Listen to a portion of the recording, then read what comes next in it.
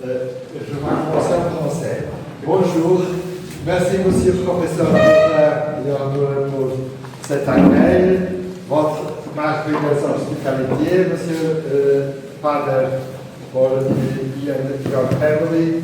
It's very, very great this moment in this region of Romania. En français, nous sommes dans l'université Aberta de Lisbonne. Nous sommes ici avec vous dans cette réunion très cosmopolite, très fraternelle. Et c'est un moment important pour faire la dissémination de l'esprit de fraternité, d'hospitalité dans notre humanité aujourd'hui qui a besoin beaucoup de nouveaux mouvements qui projettent un idéal de hospitalité pour l'humanité. On va présenter une petite communication sur un moment historique de notre culture portugaise. C'est une période du début du XXe siècle avec le régime de la Première République qui propose un processus culturel de reconfiguration, de métamorphose de la culture portugaise pour faire la transposition de la culture religieuse pour la culture laïque et en créer un système laïque de sacralisation. Il commence pour dire ça. Comme vous savez, l'être humain a besoin de mythes et de symboles comme de pain pour la bouche. Et vous savez ça, les mythes et les symboles sont structurants de la vie humaine, des communautés humaines. Et les mythes et les symboles sont fondamentaux quand manque la religion, même dans le projet de société laïque, il veut substituer les mythes anciens, les mythes religieux pour autre proposition de mythification. Et en Portugal, il y a une période de 10 ans qu'on fait ça, et cette expérience qu'on va partager avec vous. Thank you so much, Professor. For me, it's a great pleasure to be here side by side with my master, Professor Eduardo, and also with you and with you, Professor Joanduna, and all the fathers in here. Also with Professor Mendo, that were. This is a genealogical kind of masters that I have, so it's a great honor, and thank you so much for your welcoming here. Also, not only in Constanta, but here. Thank you so much. Thank you so much for your kindness. So we will proceed to read, and we have the second slide. No. Yeah. As a symbol. You can put your laptop on the table. Yes. Yeah. I have good eyes. As a symbolic animal, the human being requires symbols and myths as much as bread for sustenance, as Professor Eduardo said.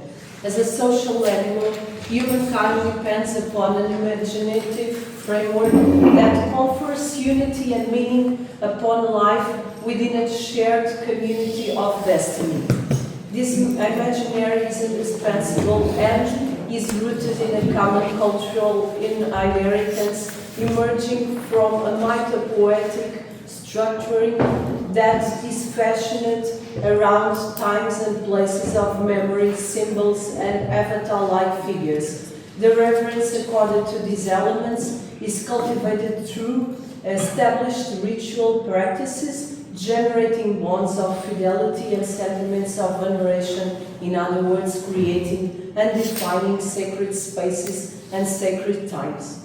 The sacral horizon fostered by a mythical imaginary emerges as a fundamental and foundational necessity, whether within social systems structured under a religious horizon or upon purely secular principles. Another slide, please. When symbolic and religious systems are abolished in the name of ideologies, regimes, or a certain conception of progress, there soon arises the need to refashion ancient myths and to create new ones, along with new rituals capable of emotionally building the community around the models of society that are to be affirmed. Within this process of mythic reconversion, through which episodes of political regime decline and ascent inevitably pass, accompanied by the restructuring of institutional frameworks and social systems, the first and principal foundation to be mythologized is the definition and legitimation of the source of sovereign power that underpins all exercise of authority. Another slide, please, when you are able. As Fernando Catroga and Pedro Almeida observe, once the people or the nation are placed in the position formerly occupied by the divine as the proprietors of a self-sufficient sovereignty, the rules of political representation inevitably change, even as the dialogue with classical teachings restores currency to the ideals of virtue and, in extreme cases, to the right of resistance, which more than ever becomes an omnipresent and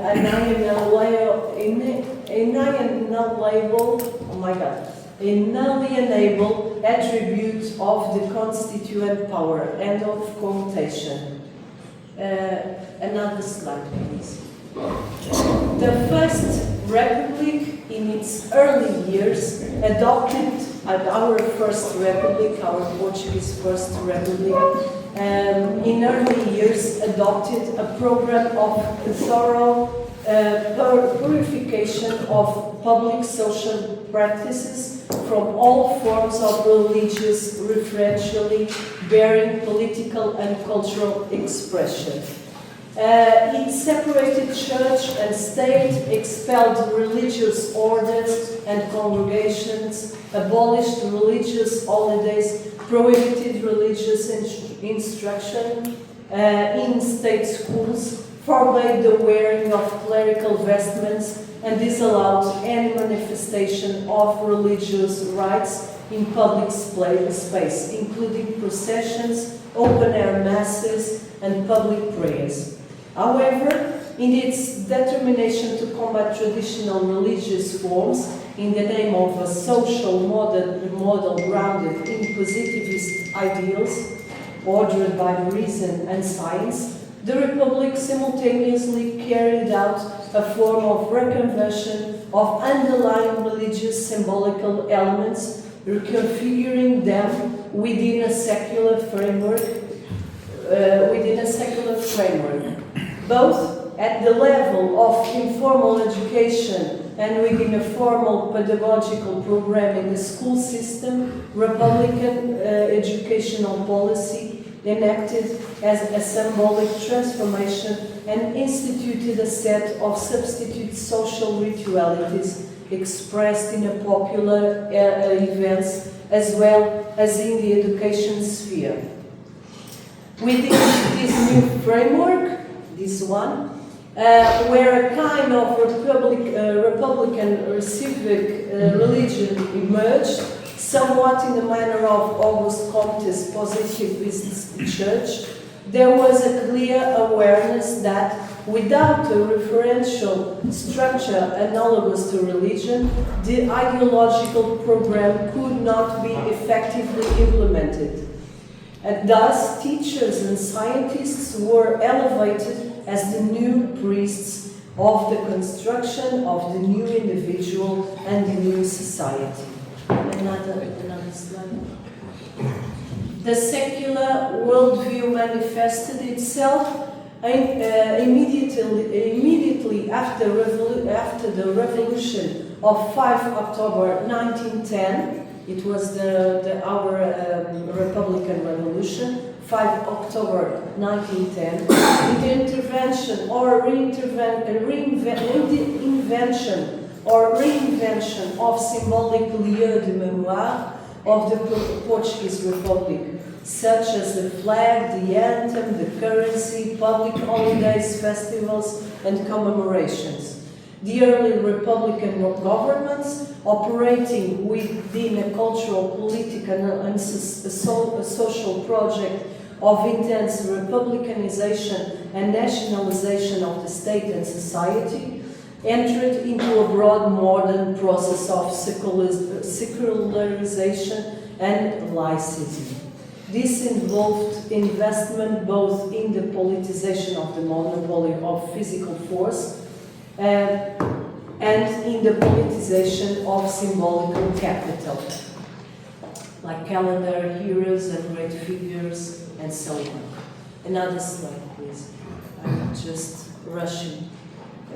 The deepening of secularization was pursued through the civic cult of the fatherland and a form of profane religiosity associated with the state, with the aim of removing from the Catholic Church the symbolic and social control exercised through ecclesiastical mediation, and even through the domain of the sacred itself.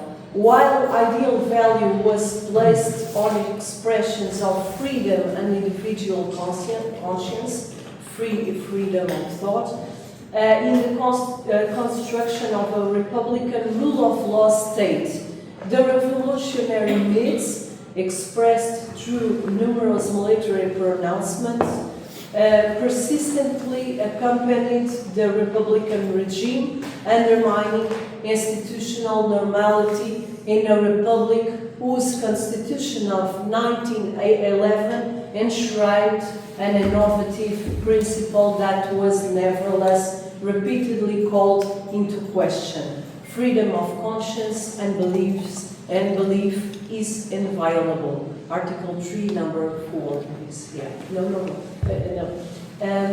One may observe the concurrence between the legitimacy produced by the Catholic religion and other loci of secular and civic legitimation, such as civic catechisms, civic manuals, historical narrative, etc., of the discursive framework surrounding the Arbor Day celebration, which diminished the unifying and confessional character of Catholicism, while ensuring in the Constitution of 1911 the political and civil equality of all faiths and the non-persecution on religious grounds. Article 3 and paragraphs 5 and 6. Another slide, and I think it's the last one. We are trying to do the 15 minutes, but It's fine, don't worry. thanks so much. The cultural and political program of the Republic rested upon the premise of continuing the project inaugurated by Enlightenment and liberal modernity, thereby requiring the establishment of a new symbolic order. This order deployed a wide array of symbolic instruments, including the national flag, as we can see, green and red, bearing the national coat of arms with 5 escutcheons and 7 castles alongside the manual in armillary sphere. The national anthem, the national currency, the official bust, the Phrygian cap, the calendar of official holidays and national commemorations. Sorry for being here. the official motto, the Arbor Day celebration, the national pantheon, the military order of the Tower and Sword, as well as republican toponymy, numismatics, and philately. According to the historian Ernesto Castro Leal, during the initial phase of the Portuguese First Republic, two principal tendencies emerged within republican political culture: a broadly predominant totalizing tendency inclined towards the tutelage of the citizen by the state and towards the near exclusive predominance of a new secular perfect order. And conversely, a pluralist tendency which acknowledged the coexistence of multiple worldviews and spiritual and social practices, a stance not unrelated to the influence of various evolutionary perspectives. On 12 October 1910, 1 week after the Republican Revolution, the Provisional Government approved 5 new official holidays of the Republic. And we have that here. We will resume. But for example, 1 January, Universal Fraternity, for example. This adjustment to the Republican calendar resulted in a shift of the principal national holiday from 1 December to 10 June, for example.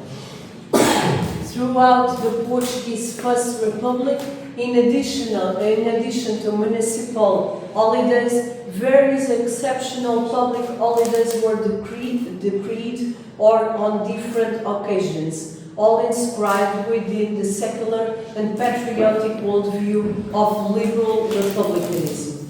A decree of Pope Pius X, issued on 2 July 1911, established 8 holy days of obligation, and the 8 are, for example, the circumcision, the 1 January, and so on. Christmas, of course, 25 December. Only 2 of these coincided with the official holidays of the First Republic, 1 January and 25 December, although their respective meanings differed.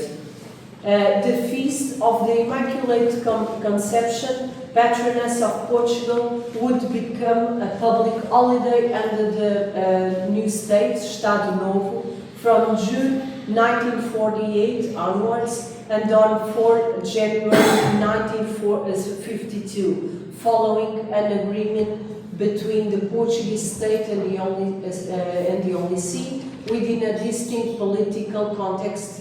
New civil and religious holidays were established. 1 January, Corpus Christi, and so on. And almost the last one, so we are almost ending. The first official Republican holiday to be celebrated was 1 December, coinciding with the publication of the first issue of the Porto-based review Águia, the Eagle, directed by Álvaro Pinto. On 23 November 1910, the Provisional Government decreed, alongside the approval of the final design of the national flag, that 1 December would also be observed as the festival of the national flag. In addition to the celebration and the festival of the tree, Republican governments instituted 2 further national festivals on the Republic: the Festival of Nuno Alves, Festival of Patriotism, and the Festival of Luís de Camões, Festival of Portugal. Nuno Alves is now a saint, but it was a great chevalier. And Luís de Camões is the greatest poet in Portugal.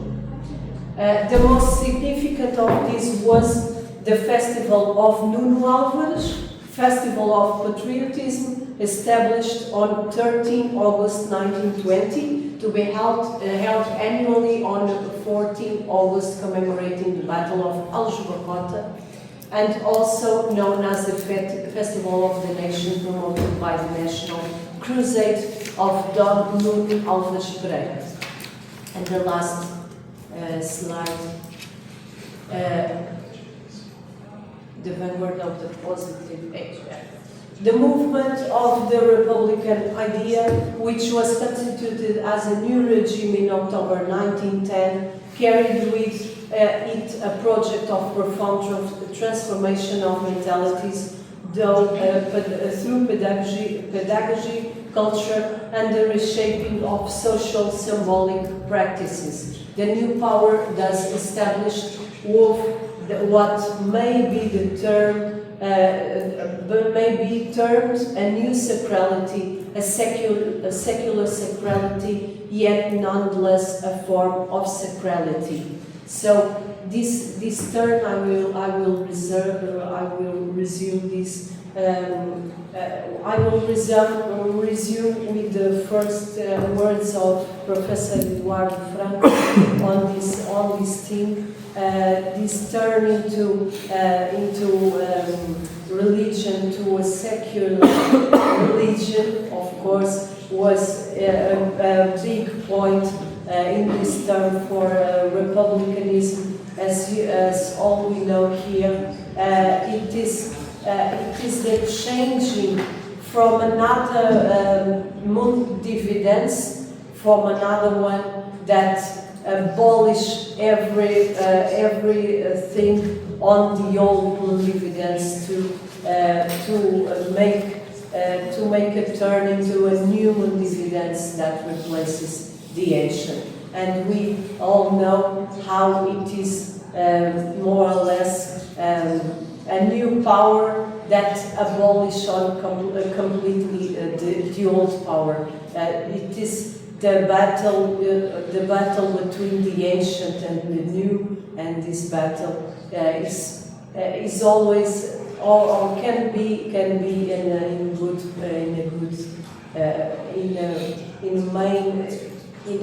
a big sense can destroy to emerge another power. So that's resumed to not continue more.